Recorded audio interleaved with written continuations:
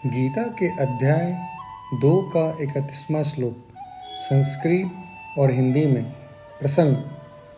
यहाँ तक भगवान ने सांख्य योग के अनुसार अनेक उक्तियों द्वारा नित्य, शुद्ध, बुद्ध, सम, निर्विकार और अकर्ता आत्मा को एकतव्य, नित्यव्य, अविनिश्चितव्य आदि का प्रतिपादन करके तथा शरीरों को विनाशील बतलाकर आत्मा के या शरीरों के लिए अथवा शरीर और आत्मा के वियोग के लिए शोक करना अनुचित सिद्ध किया।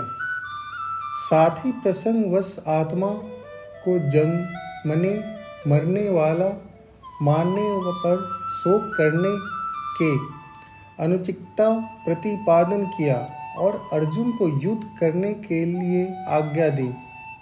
अब 7 श्लोकों द्वारा 7 धर्म के अनुसार शोक करना अनुचित सिद्ध करते हुए अर्जुन को उसके लिए उत्साहित करते हैं। स्वधर्ममपि चावेक्ष्य न बिकमपि तुमर्हसि धर्मायुद्धि युधिच्छेयोऽन्य क्षत्रियस्य न विद्यते। मैं अभिषेक इस श्लोक का उदाहरण आपके सामने प्रस्तुत करने जा रहा हूँ। क्षत्रिय होने के नाते अपने विशिष्ट धर्म का विचार करते हुए तुम्हें जानना चाहिए कि धर्म के लिए युद्ध करने से बढ़कर तुम्हारे लिए अन्य कोई कार्य नहीं है। अतः तुम्हें संकोच करने की कोई आवश्यकता नहीं है।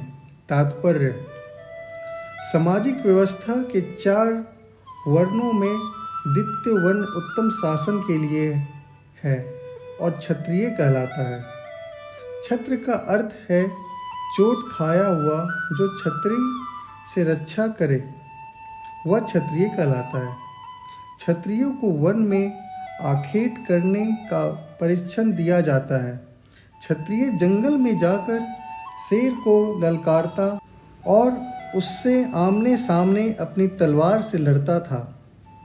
शेर की मृत्यु होने पर उसकी राजसी ढंग से अंत्येष्टि की जाती है। आज भी जयपुर रियासत के क्षत्रिय राजा इस प्रथा का पालन करते हैं। क्षत्रियों को विशेष रूप से ललकारने तथा मारने की शिक्षा दी जाती है, क्योंकि कभी कभी धार्मिक हिंसा अनिवार्य होती है। इसलिए क्षत्रियों को सीधे संन्यासाश्रम ग्रहण करने का विधान नहीं है। राजनीति में अहिंसा कूटनीतिक चाल हो सकती है, किंतु यह कभी भी कारण या सिद्धांत नहीं रही। धार्मिक संहिताओं में उल्लेख मिलता है। युद्ध में विरोधी ईर्ष्यालु राजा से संघर्ष करते हुए मरने वाले राजा या क्षत्रिय को मृत्यु के अंतर वे ही उच्चलोक प्राप्त होते हैं जिनकी प्राप्ति याज्ञ में मारे गए पशुओं को होती है।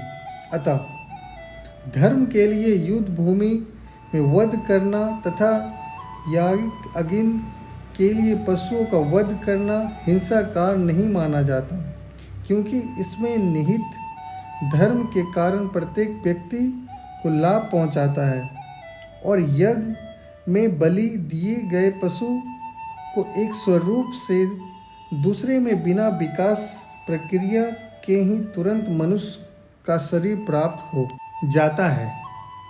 इसी तरह युद्ध में मारे गए क्षत्रिय यज्ञ संपन्न करने वाले ब्राह्मणों को प्राप्त होने वाले स्वर्ग लोक में जाते हैं। स्वधर्म 2 प्रकार का होता है। जब तक मनुष्य मुक्त नहीं हो जाता तब तक मुक्ति प्राप्त करने के लिए धर्म के अनुसार शरीर विशेष के कर्तव्य करने होते हैं। जब वह मुक्त हो जाता है तो उसका विशेष कर्तव्य या स्वधर्म आध्यात्मिक हो जाता है और देहात बुद्ध नहीं रहता। जब तक देहात बुद्ध है तब तक ब्राह्मणों तथा क्षत्रियों के लिए स्वधर्म पालन अनिवार्य होता है। स्वधर्म का विधान भगवान द्वारा होता है। उसका स्पष्टीकरण चतुर्थ अध्याय में किया जाएगा। शारीरिक स्तर पर स्वधर्म को वर्णाश्रम धर्म अथवा आध्यात्मिक बोध का प्रथम सोपान कहते हैं। वर्णाश्रम धर्म अर्थात प्राप्त शरीर के विशिष्ट गुणों पर आधारित स्वधर्म की अवस्था से मानवीय समृद्धता का शुभारंभ होता है। वर्णाश्रम धर्म के अनुसार किसी कार्य क्षेत्र में स्वधर्म का निर्वाह करने से जीवन के उच्च पद को प्राप्त किया जा सकता है।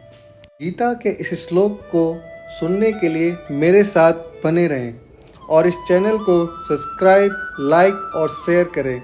और मेरी तरफ से आप सभी को जय श्री राधा कृष्ण।